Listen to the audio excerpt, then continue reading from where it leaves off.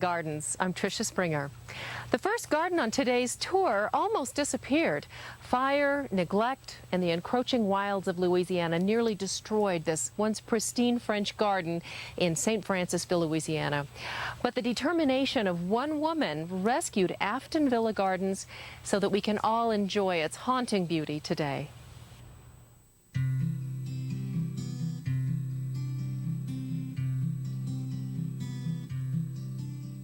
Afton Villa is like a book you can't put down. In the tradition of great Southern novels, the Louisiana estate has romance, sweeping history, and heartbreak. It's a story that continues to unfold because Genevieve Trimble would not let it end. This garden means so much to me and has for the last 30 years that I've had it. In its rejuvenation, I've been rejuvenated too.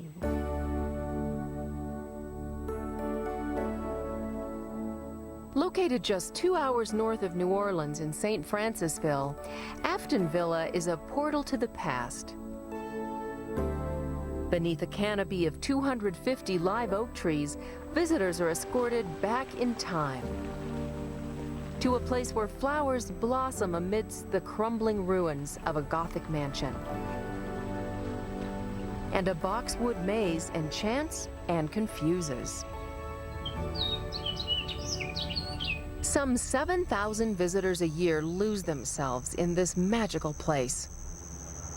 The 250-acre estate features both formal and fanciful gardens, all of which complement the centerpiece of the estate, the remains of a Gothic chateau.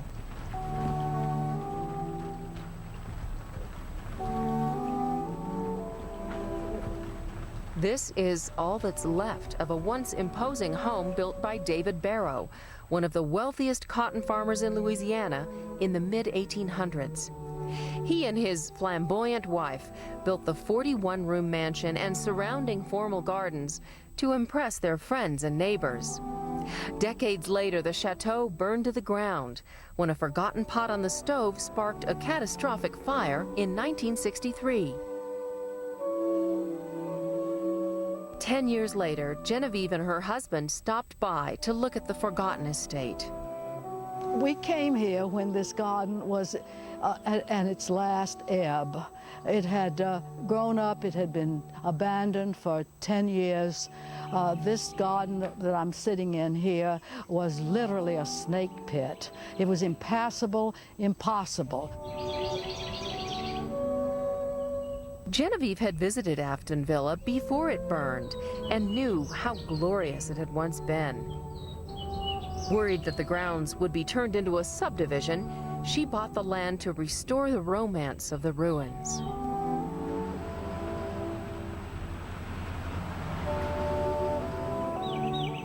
We began to excavate this site, taking out tons and tons of debris, weeds, snakes, getting back to all that was left of the house, the brick walls, parts of the old towers. Then the question became, what would grow within the rubble? I didn't know what would be growing in brick and mortar, so I said, you know, I'll bring some items from my house, some perennials from my garden. So I brought this little sedum acre up there and only had a bag full, and so I spread it over like a little piece of blanket into this brick, and lo and behold, it just took off. So all of the sedum that you see in all these crevices and cracks, they came from my garden. Today, where southern bells once waltzed, wallflowers now blossom. Daylilies and Gerber daisies are the bells of the ballroom floor today.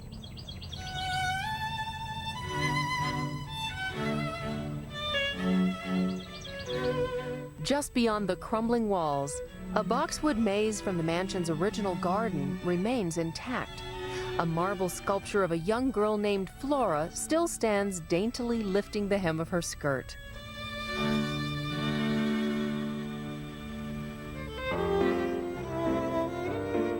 Next door lies a formal garden for those who do not wish to wander the maze. Butterfly wing-shaped beds filled with white impatiens and a sundial provide order and symmetry. Stairs and a gravel path lead visitors to the first of 7 terraces. The various levels might have eroded into a single slope if it weren't for an ingenious network of brick drains beneath the lawns, which still function today. At the bottom of the flights of stairs, musical marble cherubs serenade beneath lofty live oak trees. This restful spot, surrounded by white caladiums, was a garden Genevieve created herself. We thought these little statues, all playing musical instruments, would be delightful to set here under these oaks. And so because they're playing musical instruments, we call this the music room. It is an enchanting garden where music seems to fill the air. Afton Villa is a magical space where statues prance and ruins bloom, where steps lead back in time and trees form an arch overhead. It's moody and mysterious, a place where time is suspended and imagination dances.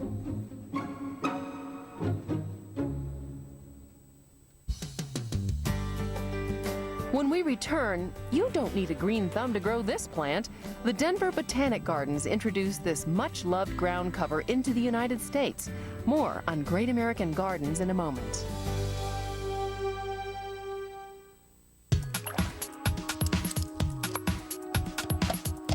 To Great American Gardens. In the 19th century, miners came to Denver hoping to strike it rich in the Rocky Mountains. In the 20th and 21st centuries, people migrated to the mile-high city to mountain bike, hike, and rock climb. Denver has long been a magnet for those with an adventurous spirit. That same spirit lives on at Denver Botanic Gardens. The Denver Botanic Gardens doesn't play it safe. It's a garden that dares to be a little different. We think of our gardens as Broadway shows, really. Some of them run for a really long time, like our rock alpine garden or our Japanese garden or even our plains garden. But other gardens are meant to be for fun. They're supposed to be in your face. The Denver Botanic Garden offers the bold, the brash, and the beautiful. There's the bold, a flower display which prides itself on competing shades of red. The brash, a plant that seems to spit its seeds. And the beautiful, an exotic South African garden with a foolproof plant anyone can grow. I want people to come here because it's new and it's exciting and it's different and maybe it's challenging and maybe they look at their own gardens and say, I'm not having enough fun. 400,000 people a year are entertained at the Denver Botanic Garden. 30 different gardens put on a show here. While the collection of 15,000 different plant species is nationally recognized today, it began quite humbly.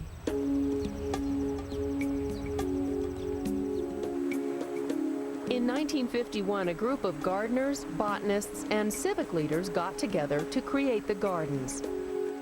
The city first set aside a 100-acre site inside City Park, but the location proved too big to safeguard. So in 1958, the gardens moved to their current 23-acre site. Today, the Denver Botanic Gardens features plants from more than 30 countries, including a garden dedicated to the plants of South Africa. A little-known fact, South Africa is about twice the size of Texas, and it has 1/10 of all the world's species of plants. The climate in the mountains there is similar to that of Denver, so gardeners have had luck growing a number of South African plants here, like the ice plant, which has taken America by storm. This easy-to-grow plant was introduced to the United States by the Denver Botanic Gardens. We were some of the first people to go up into the high mountains of South Africa, thinking that there would probably be some perennials that would do well in our climate. We had no idea how well the ice plants were going to do for us. This is about 10 or 12 years ago we started collecting seeds of these plants, and now you'll find these all over the United States. The Denver Botanic Gardens is also famous for its unique rock garden. The 1-acre garden is groundbreaking in its approach. Instead of focusing on tiny alpine plants that grow well on rocks, the garden showcases plants which grow well among rocks, like double bubble mint and horned poppy. These rocks also provide a stage for some unusual performances. This is a Greek spitting cucumber. The reason it's called that because in its homeland of Greece, it'll spread itself across the rocks like this and produce all these funny little cucumber-looking fruits. And the way that this plant reproduces itself is by jet propelling its seeds 15 feet in the air. So when they're ripe, you simply touch them and they go off. Other dramatic productions are found in what's playfully called the drop-dead red border. It's a showstopper.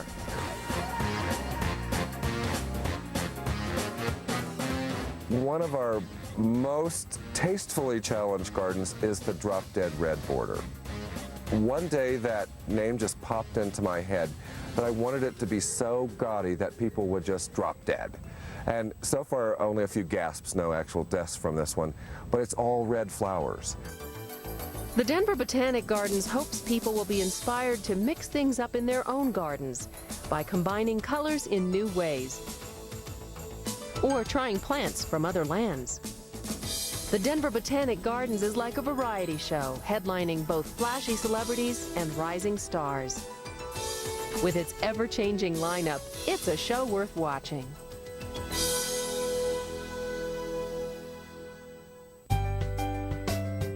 Next on Great American Gardens, a place of beauty blooms beyond the Depression.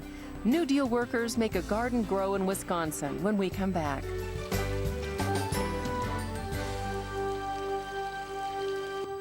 Welcome back. I'm Tricia Springer. During the 1930s, Franklin Delano Roosevelt's New Deal gave birth to a new garden. The Berner Botanical Gardens in Hales Corners, Wisconsin, were completely built by New Deal workers.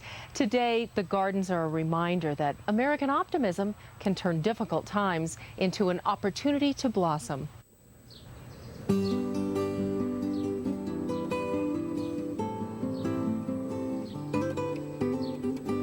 At the Berner Botanical Gardens just outside Milwaukee, Wisconsin, hard times have yielded lasting loveliness. These gardens were landscaped by Depression-era workers, part of President Franklin D. Roosevelt's New Deal to put people back to work. They built this garden, which is still here today, for generations to enjoy. So it was one of the good things that came out of the Depression, and it employed a lot of kids, young men in that era. The sweat of their brows has turned into the sweet smell of flowers. Today, flowers are surrounded by the walls they built and the statues they carved. Tropical flowers float between the shrubs they planted, and water flows over the rocks they put in place. Berner, 10 gardens are spread over 50 acres, amid grand vistas, quiet paths, and stone walls. In the 1920s, Milwaukee County bought several hundred acres of farmland to create a public park with botanical gardens. Landscape architect Alfred Berner designed the gardens. Their construction created an opportunity for more than 200 young men during the Depression. They were members of the Civilian Conservation Corps, or CCC, and Works Progress Administration, or WPA, federal programs designed to put Americans back to work. A lot of the kids, they only worked, it said they worked for $30 a month, of which they were made to send $25 home to their families. And so they had $5 a month to live on. Ever since Berner Botanical Gardens opened to the public in 1939, each garden has remained a testament to their efforts. The New Deal workers gathered field stones from local farms and built stone features throughout the gardens. Most of the walls around here were all built with the field stone. And then there was enough left over to even do the annual garden, which is referred to as the walled garden.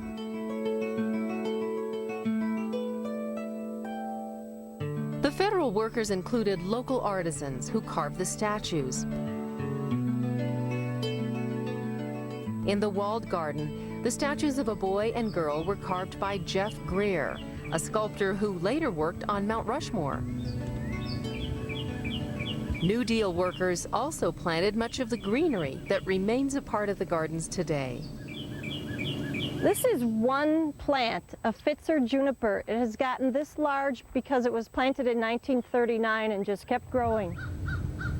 4 of these giant shrubs surround the pool, providing a frame for the Victoria water lily, an exotic bloom from the Amazon. Beyond the walled garden, Alfred Berner designed dramatic views with sweeping lawns and flowery borders. He envisioned the vistas, the long vistas along the perennial mall. In the perennial garden, 2 flower borders burst with colorful favorites like sunny black-eyed Susans and lavender balloon flowers. These lively avenues lead the way to another sweet sight, thousands of roses. In the Rose Garden, the stone arbor built by the Civilian Conservation Corps creates a backdrop for more than 3,000 roses today. After soaking up this romantic atmosphere, visitors have a choice. Take a quiet stroll down the Bog Garden Walk,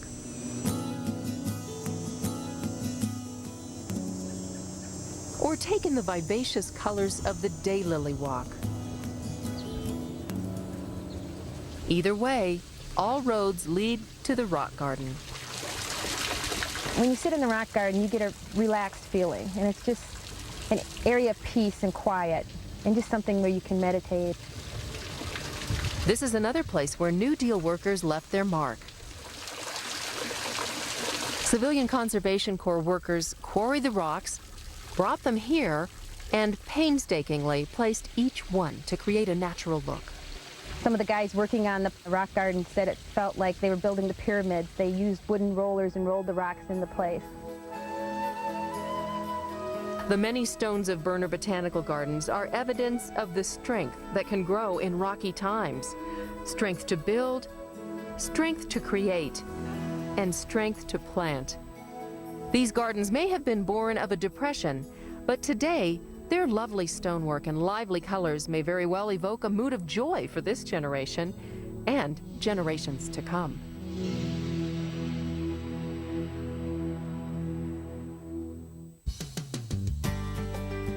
When Great American Gardens continues, we make a return trip to the Denver Botanic Gardens, where a rare flower finds safe haven. Next on our tour of public gardens.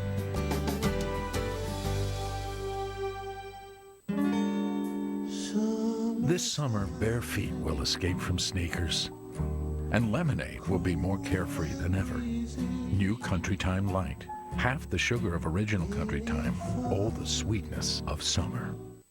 If you purchased or refinanced your home a couple of years ago and you got one of those adjustable teaser rates to qualify, well, you may be facing an increase that could raise your monthly payment by hundreds of dollars. What can you do? Well, just call or log on to ditech.com and refinance to a low fixed rate. With Ditech, you can feel confident that you're being taken care of every step of the way. Call 1-800-71-FIXED or log on to ditech.com, a GMAC company. Finger and toe area fungal infections require strong medicine. As a pharmacist, I recommend Fungicure. Fungicure liquid eliminates fungus around nails with powerful antifungal medicine. Just brush it on. It's clear and dries in a snap. Fungicure, the finger and toe fungi specialist. With Preference by L'Oreal, I fear nothing. The sun, the wind, nothing at all. Thanks to its advanced fade-defying system, my color won't fade out for up to 8 weeks. And with weeks of deep conditioning, your hair won't dry out. Preference by L'Oreal Paris. Should a woman over 50 take the same multivitamin as a man? There's a choice? Now there's new One-A-Day Women's 50+ Advantage. The only complete multivitamin with more ginkgo for memory and concentration, plus support for heart health and bone strength. New from One-A-Day. Here are the DIY basics on creating an efficient home office, brought to you by Staples. Many times a home office becomes a catch-all instead of a workspace. Here are a few easy fixes to help you and your office become more efficient. Begin with a desk free of clutter, so starting a new task is easier. And to maximize your workspace, consider an all-in-one machine. Create separate files for personal and professional documents. Designate areas for each to either file or store in labeled bins or boxes. For storage, go up rather than out.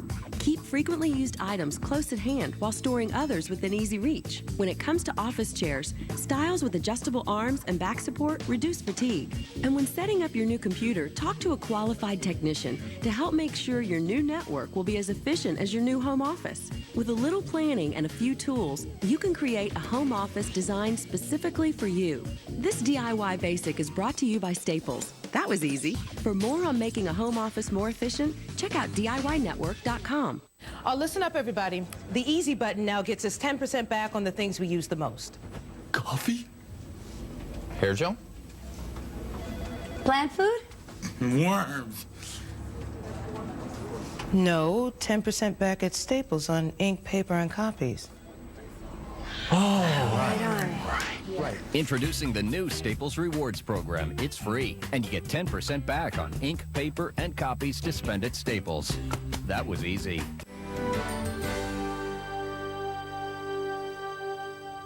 Welcome back to Great American Gardens.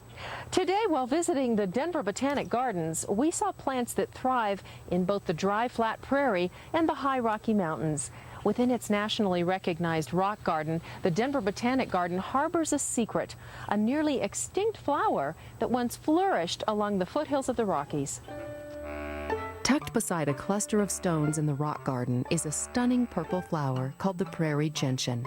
While it looks similar to a flower frequently used by florists, they're actually using a hybrid called Lysianthus, not the rare flower that used to grow abundantly on the plains and along the foothills. The prairie gentian is almost extinct in Colorado, well, in fact, in the world. This is one of the few true species that you'll see because it's almost died out. The prairie gentian was a victim of man's westward expansion. As the plains were tilled, the prairie gentian lost its habitat. Today, the Denver Botanic Gardens is working to reintroduce the plant into the wild by planting seeds in secluded spots. And so far, the effort seems to be paying off. The plant is slowly regaining a foothold in the foothills of the Rockies.